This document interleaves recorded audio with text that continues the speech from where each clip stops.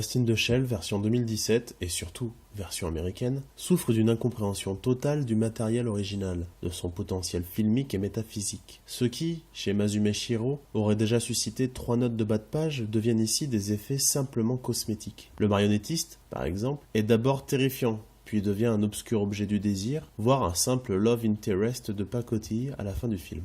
Tout est dit sur cette filiation forcée et ridicule.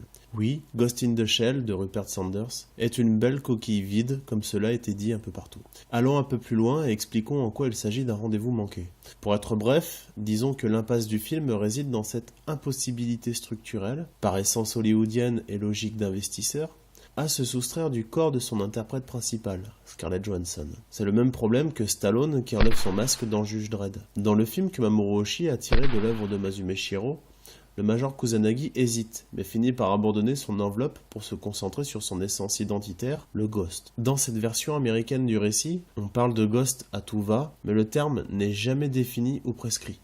Hors de question de laisser l'argument de vente, Scarlett Johansson, disparaître sous d'épais effets numériques ou, pire encore, une abstraction scénaristique. C'est d'autant plus dommage qu'il existait un vrai projet de métaphysique sur la condition du cinéma américain un grand spectacle. On découvre, in fine, que Major Scarlett Johansson a été Motoko Kusanagi dans une autre vie. Film dans le film, Ghost in the Shell a lui aussi préexisté à Ghost in the Shell. Dès lors, comment gagner une existence propre, à la fois distincte et dans la continuité de ce qui préexiste. Le film, sur une formule du trop-plein, la ville, toujours de nuit, remplie d'imagerie numérique, s'assèche et finit sur une image du vide. La ville, une fois encore, mais de jour et sans hologramme. Au moment même où le personnage qu'incarne Johansson paye un hommage à ce qu'elle fut dans une autre vie. Ghost in the Shell, version 2017, réussit ce paradoxe de plus en plus commun, qui est de décevoir alors qu'on n'en attendait rien.